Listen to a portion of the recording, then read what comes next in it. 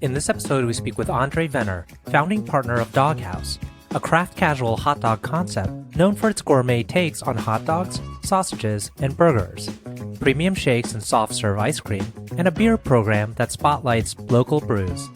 Vener, along with co-founders Hagop, Giragossian, and Quasim Riaz, share a passion for creativity, quality, and commitment to community.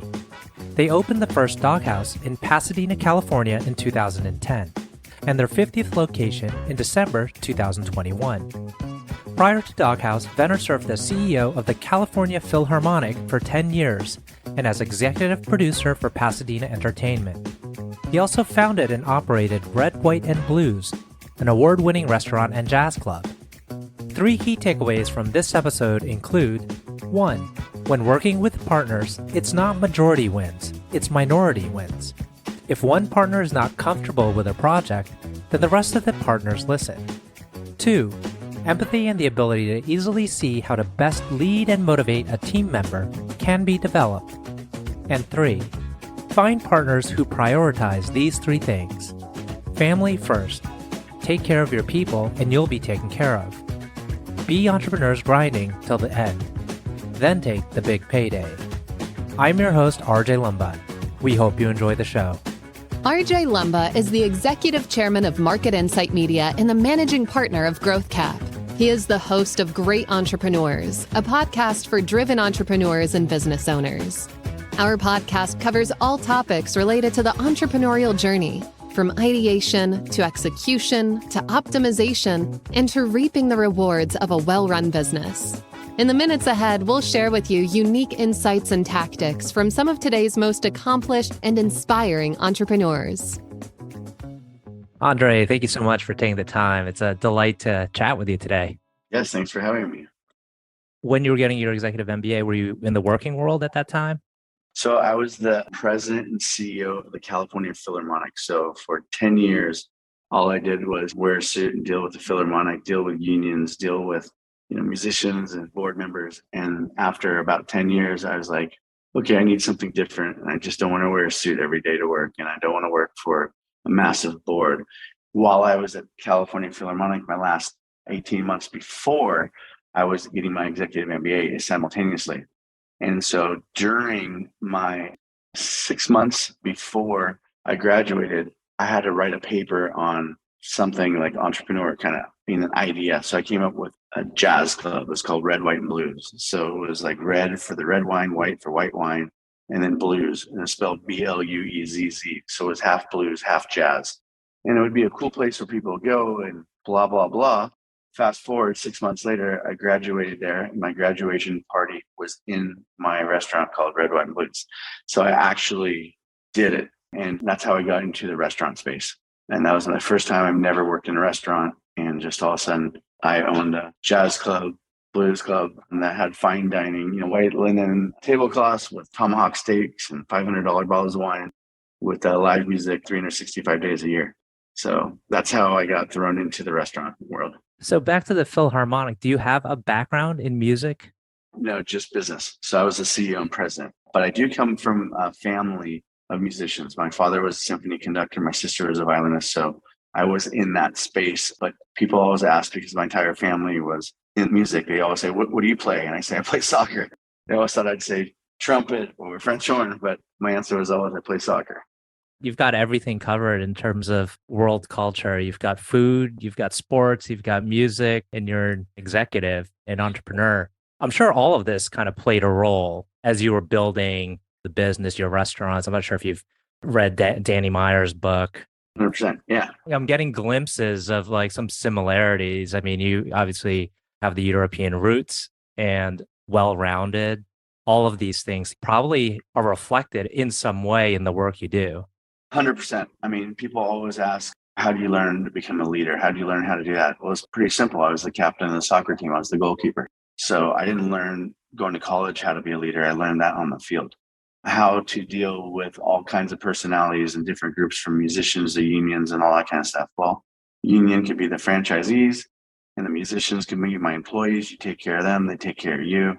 So I definitely learned everything growing up. And I've always had the entrepreneurial spirit from day one, whether it's a lemonade stand or I remember I was a little kid. My parents bought me number stencils and spray paint, and I went around to all the neighbors and I'd spray paint the numbers on the sidewalk. So that was just in my blood to try to hustle and try to make a buck and try something. And definitely every single part, I've got something from somewhere, right? And so there's a little bit of the European style of business. My mother came from that side. My dad was here. He was an entrepreneur. It's just kind of a melting pot of, like you said, music, sports, food, Europe, California. And that's where I am today. I mean, do you think it's probably the most important skill to be able to lead people? I think the most important skill is to be kind to people. I try to lead by example. I also try to listen to my team, right? Like, I'm not an expert. I even remember when we're franchising and we told every franchisee how to do it. You know, here's what you need to do in the kitchen. Here's what you need to do. Fast forward 3, 4, or 5 years later after franchising, they're like, you're not in the kitchen. You're not cooking. We know what the customer wants. We know that. So if you just get on your high horse, you'll never make it. But if you listen back to the people who are the cashier, the manager, your staff members who are dealing with franchisees, you have to listen to them. You can't just talk and keep talking and talk. You have to learn from them. But I mean, I tell you, and this is all three partners, we take care of our people. And if we put them ahead of us, they will take care of our customers, whether our customers are the people eating the food or our customers are franchisees or our customers are, shareholders. You need to always take care of them and then you'll automatically be taken care of. So I'd say being a leader, yeah, I mean, I can't tell you the amount of books that I've read on being a leadership, and start back from the first book with Jim Collins, Good to Great, or it could be, I actually took a class and I was there with Peter Drucker before he passed. I mean, that guy is a legend when you deal with entrepreneurs. And funny that he came from Germany as well. When you were on the soccer field and you presumably were communicating a lot with the rest of your team as the goalkeeper, did you have a natural instinct for being empathetic and really feeling what the players were feeling? 100% no. I did not have that naturally. That's something that I learned over time. It's something I still work on every day. One of my toughest things as being a business person was when you have to grow, you have to hire people, right? You can't do it yourself. And to pay somebody a fair rate and expect them to do what you've learned after all these years. So I'd be frustrated, like, why can't you just cook this? Why can't you get this done on time? How come you didn't think about this? Why didn't you talk to the vendor? How come you couldn't negotiate as good as I could? Like, well, why should that 25-year-old person who's getting paid X dollars be able to do something that somebody who's in their 40s do the exact same thing? So I had to learn to be empathetic. I had to learn to motivate. I had to learn to teach, encourage, inspire. Guys, I've won a few championships. Here's how we do it. Here's what we could do. And then also the learning, what I've learned from that is where you make a team is the beer afterwards, having the beer after the game, the friendship. Then all of a sudden you're coming back to that field and fighting for it. We do the same thing here. We take care of our employees' families. We just got an article came out this last week, I think, named us as, best places to work, brands to work for. That's one award I was proud of. That's one and the staff wrote it and nominated. That made me feel pretty good. To answer your question, I think I had to learn that. I wasn't born with that skill set. And when you think about leading people and you have a lot of people that you interact with on a regular basis, are you, I guess, faster at honing in on how to motivate people in different ways? Because presumably everyone's different and everyone's motivated by a different strategy. I'd say that's probably my number one best skill is getting to know the people and what are they looking for and asking them, what are they looking for? It's funny, whether we're pitching a company, whether we're trying to talk to a staff member, a vendor, a negotiator, like what is their goal? Some vendors want to collect the paycheck. Coca-Cola wants to collect the paycheck and wants us to get their brand out. Okay, so that's fine. Other vendors are new. They want their name out and they want to use us as a pilot so they could use us as a stepping stone to go get 25 other brands. So you need to know what they're looking for. And if you could get that out and it's put on the table, then it's easily to negotiate, right? I mean, the hardest thing to negotiate with somebody is when they don't know how to negotiate. That's a bad day. When you're negotiating against somebody who's an expert in negotiation and you're good at negotiating, that's easy. That's when y'all win, because if you really want to negotiate a piece of pie and fight for that percentage, 20%, 25%, you could fight all day long with, let's say, Uber whether we get 20% or 18%. That's not it. How do we grow the pie? What can you guys do for marketing? What can we do? Let's look at the data. Let's look at the analytics saying, hey, maybe we could be featured on your delivery platform only during these 3 hours for Badass Breakfast Burritos, one of our virtual brands, and hone in on that. And then their sales go up and everyone's growing the piece of the pie. The people who spend all the time negotiating just percentages, you're missing the picture. So I think it's very important to ask, what are you looking for? This is what we're looking for. Are there any synergies? Let's grow this thing together. Mm-hmm. I'd like to veer into your partnership with your two partners. It's always an interesting area for me to learn about because I failed at it. I had partners initially and I found it very difficult because when I made a decision, I just wanted to go ahead and do it, even though that probably didn't result in the best decision being made. How have you been able to cultivate a strong partnership? People ask me right now all the time, would you do it by yourself? What do you think of partnership? Hey, I'm starting my new business. Should I have a partner? The answer is 100% you want to have a partner. Now, 3-headed monster, 4-headed monster. I'm part of some companies right now that have 9 partners in it. It gets tricky, right? The reason why I like having a partner, and let me support you with, I've had 2 failed partners before in the past, and that was not easy. So should I just say, okay, I'll never have a partner again? Or should I find with somebody who really aligns with me, really aligns with my family background, my culture, and how I treat my employees, and find the right partner? You need to do that. And why it's good to have a partner is, listen, when times are tough, it's good to have somebody there, because when you're by yourself, you're getting beat up. And when times are tough, you could divide and conquer. When times are tough, you could each write 50% of check versus 100% of check. When times are tough, you're there for each other. When times are great, you could be greedy and say, I get 100% of all this money, right? Like, I did it, I'm richer. But who are you celebrating that with? That's not fun. The celebration, the success. Right now, we're succeeding so well at Dog Haus. We have to divide and conquer. You go deal with the virtual brands. I'll deal with this. You deal with that. And so now we could grow 3 times faster than we could if I was by myself. And let me tell you, I love popping a bottle of champagne and celebrating. And it sucks not to be able to clink that glass with someone to help make that. Sure, I could come home to my wife and then celebrate, which I do. But that sharing, the smile, the high five, that's something that's priceless. How to deal with partners is you have to have clear lines of demarcation of like, this is my lane. I'm dealing with this. Because if you have to, which we've done before, wait till our schedule, we're all in town, to wait to make a decision. I mean, I could tell you that I had an opportunity in the past to have a meeting with somebody and they said, send us your availability and dates. Let's get something on the books. That big company sent us 4 dates. These are 4 options. By the time I got everybody to say, hey, what's your schedule like? When I got back to them and picked a date, they're like, that was 24 hours ago. Those time slots are done. I missed an opportunity. And so like, we have to make decisions to move fast. Our partners, we trust each other, because you're right. You cannot slow it down. You have to go fast, and you have to trust your partner in their expertise. So I do PR, marketing, finance. That's my lane. My other partner does culinary operations. That's their lane. The other one does development, construction, real estate. That's their lane. Do we all talk about it weekly at our weekly board member meeting? 100%. Do we text somebody? I need to know. What do we do? 100%. And the last thing I'll say about partners is this, especially 3 partners.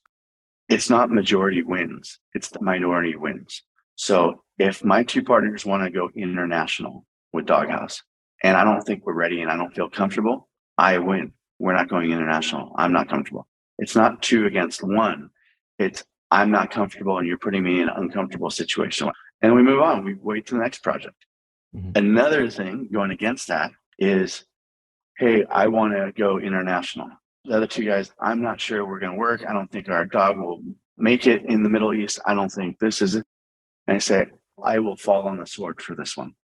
And they say, okay, you think we could do it? You want to run point on it? Go for it. We support you.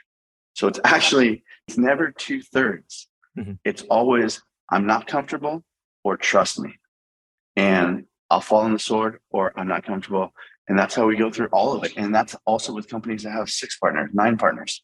Same thing. I'm picking up on a couple things about the partnership. One is that there was some shared kind of values in your background where you knew you were aligned. But then on top of that, it seems like you have complementary skills, like you're able to divide up the work, maybe according to people's backgrounds or where they were just naturally stronger in. I guess if you really had to point to the most important thing about finding partners or knowing that you have potential for a great partnership, what would that be? Family comes first. There's not one school play of my kids or soccer game or dentist appointment or anything that I'm going to miss. And the same with them. We put our health in port. We all do. Quasim's a runner. I play tennis. Hagop does jiu-jitsu. We all have to try to stay healthy because that cuts the stress, the mental stuff, so we could go back home and be happy. I just think that family has to come first, and it doesn't matter what the problem is. And that's why the other partners do that. The other thing was, let's take care of our people and we'll be taken care of. And I think the third thing is, let's just be entrepreneurs grinding all the way till the end and then take the big payday. A lot of people start starving the business and need money. So if the three partners have different financial situations, then that could be a problem too. Like, let's just, hey man, I need to get paid. I need 50 grand this quarter. Let's do draws. Okay, well, if I take a $50,000 draw, then I have to give them 50,000. And so then that's 150 grand now just got taken out of the company when the company might want to have a little bit more for another opportunity. And now, just because of my personal needs at home, I'm affecting the company. So I think your financial beliefs and policies are important. Treating your staff the right way is important, and being there for your family is important. If you align on those three things, then I think the rest is just work. Let's talk about the menu. When preparing for this interview, I did some YouTube searching around and I saw one clip. I think it was maybe your most viewed. There was over 300,000 views on it. And it was this guy who had, I think, the assortment of food that you offer on your menu in front of him. And he was like chowing down, finishing it in a set amount of time. And I was like, this food is delicious. You kind of want to savor it. You don't want to just chow down on it. But let's talk about that menu because it's fantastic. Tell us about how it started and how it evolved. Started with one burger and a bunch of hot dogs and sausages. And that was the main thing. And I think like every single big hot dog company, whether you're Shake Shack with a stand or your Wendy's, who used to be like, dogs come first. The reality is I tried bringing over from Germany like a curry sliced knockwurst hot dog with curry ketchup and put it on a thing. That's how they eat in Europe. And everyone here's like, give me a full hot dog and let me put all these toppings on it. And like, okay. So we started listening to like that. The next thing is also we had a full burger category. And then all of a sudden we listened to our audience, and now we have the hot Nashville chicken and fried chicken sandwiches for like 5-6 years now. And then of course we work with Impossible on the plant-based stuff. So we have to listen to the customer, but the menu hasn't really changed too much. Everything's served on Grill King's Hawaiian. We've always had a clean product. One of the things that we did as we got better is we made our proteins hormone-free, antibiotic-free, no added nitrates in sausages, never ever a product, clean labels as far as protein, because we all started having kids and we're like, our wife can't eat a hot dog. Why? Because you're not allowed to eat a hot dog because of the nitrates. Well, that's ridiculous. So then when we came up with a hot dog with no added nitrates, and now a woman who's pregnant could have a hot dog, we put good quality meats that now I'm proud that my kid could eat. We did get a little bit cleaner on that, on the protein. Doesn't mean that we're not adding bacon and cheese and onion rings on it. It's still food, but how can we really try to make a better effort on that? We're now working as we're getting bigger and we're in 12 states and 75 points of distribution. We are now looking at the menu to simplifying it a little bit, almost like the best of, right? And then we're also continuing to listen to what people want. And then lastly, we are making sure always that we're making profits for our franchisees. And with all the supply chain issues and what's going on in the world, we have to adapt and make sure that, by the end of it, we just got to make sure that the customer is getting an amazing meal for a fair price and that the franchisees are making a buck or two. And so then if we do all that, then we obviously make our money off of royalties. And so we'll make some money if everybody else is doing well. Are the locations and the build outs, are they similar across all franchisees, or do they just vary depending on the location, depending on the person? Not the person, but 100% on the location. So listen, if you're building a built to suit, like from the ground up, we have all the drawings on it. They will look identical. The one in Wyoming looks the same as the one in San Antonio. There's no difference. But when we're taking over a lot of these cool locations, new buildings, garages, second gen places, we customize everything to fit into that location. And so it will have its own personality. Not the franchisees not designing anything, but the location or the trade area is defining what it is. If we're in downtown Bethesda, where we're at, and it's right there by the offices, we have a big bar presence there. And so we know that that's going to be the place everyone comes after work and hangs out. So each one's a little bit different. It looks like it's a great fast casual experience. So, and you mentioned, depending on the location, you could have a bigger bar. How do you determine that with the franchisee? Depending on where the location is. So now you're down in San Diego, we're going to have 1,000-foot patio, where Bethesda location I talked about doesn't have a patio. So it's going to be determined by the market, by the ABC rules, different things like that. Sometimes you go into a place and in the same, let's call it outdoor mall, there could be hey, Yard House is there. They have a rule that you can't have more than 10 beer taps. So then now you have a smaller bar with 10 beer taps because our traditional doghouse has 24 beer taps. So that will determine how many beers we're going to have at that location, and then maybe double down on a full liquor.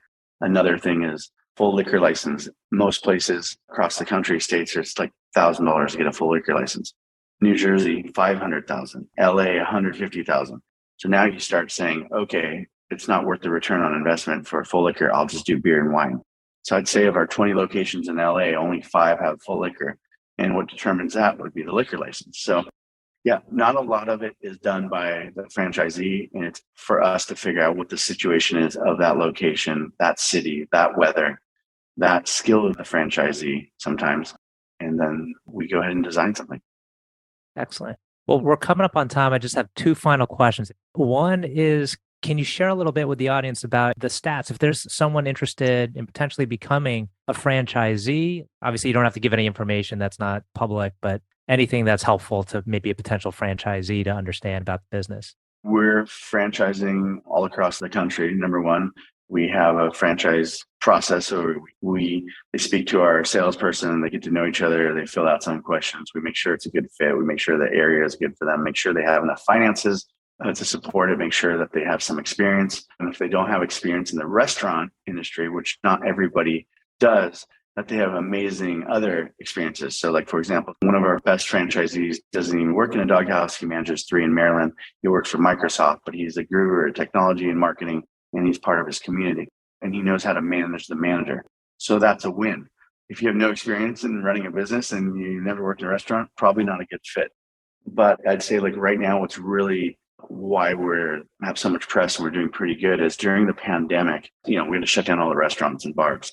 And our sales dropped in April 2020 by 60%. The second half of 2020, we did 12.75% higher sales than the previous year with restaurants shut down. And the reason why is because we are ahead of the space. We're known, people look us up, we're known for the virtual brand space, the delivery space. And so we just went skyrocketing. And so I think what's real appealing to people who want to franchise is, depending where you're at, we have 6 different brands that comes along with Doghouse that we do for delivery. So you could be in Lincoln Park and do $1 million in sales out of a store, but you might do another $1 million of sales through delivery of these virtual brands. And some people, for example, we have a brand called Badass Breakfast Burritos. They're selling 300, 400, 500 burritos a day out of Lincoln Park. Busiest hour of the day is 2 a.m. to 3 a.m. And so late night for the college. So we have a way to fit in uniquely with each territory. I can tell you, when people know if we're a good, stable brand, we're continuing to grow, we're continuing to sell. But the key success to see if we're a good brand is our current franchisees are continuing to develop, and not only develop their territory, which they signed an area development agreement, but they're buying more territories without even finishing up their first one. So that's when the sign of a brand is healthy, is not only just selling franchises, but the current franchisee system continuing to grow and purchase more.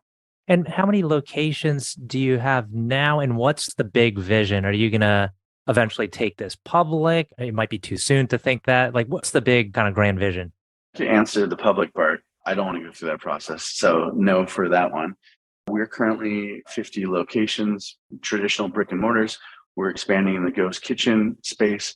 We're in every Live Nation amphitheater, large venue across the country. So we have special sites. We're currently right now on pace to open 2 stores every month. So that's the growth on that part. So I think we're just going to continue growing the traditional pace on that and be around for this brand. It's something we created, we want to be around.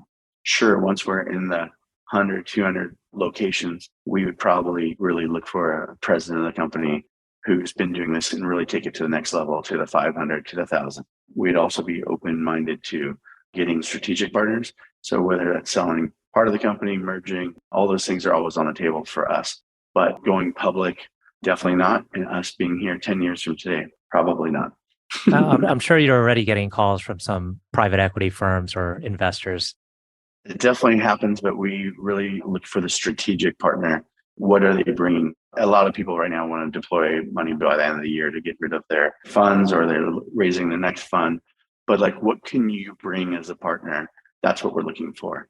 But the answer is yes, we've had that, and about to catch a flight next week to the Restaurant Development Finance Conference in Las Vegas, where 3,000 people come to talk and make deals. And so we're always open-eared for that kind of conversation, but it's never just for money.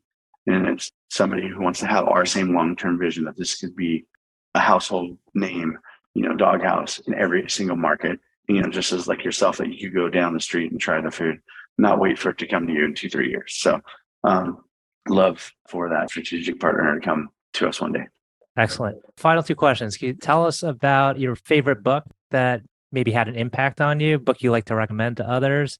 And then secondly, person you admire most? As far as books, I really did enjoy Delivering Happiness. I am a big fan of Atomic Habits, something I just really believe in. So I'd say those are 2 books that if you haven't read, I like the Delivering Happiness as being an entrepreneur of an owner. I just really like Atomic Habits to try to get my life, personal life and business life in order. I'd say like I've had some pretty cool mentors in my life that have been good. I'm going to say Jack Gibbons, Rick Wetzel, and Michael Montagano are 3 people who've been really good mentors. Besides my business partners, Hagop, Quasim, and Jan Reese. Jan Reese, she became the 4th partner of us 4 years ago.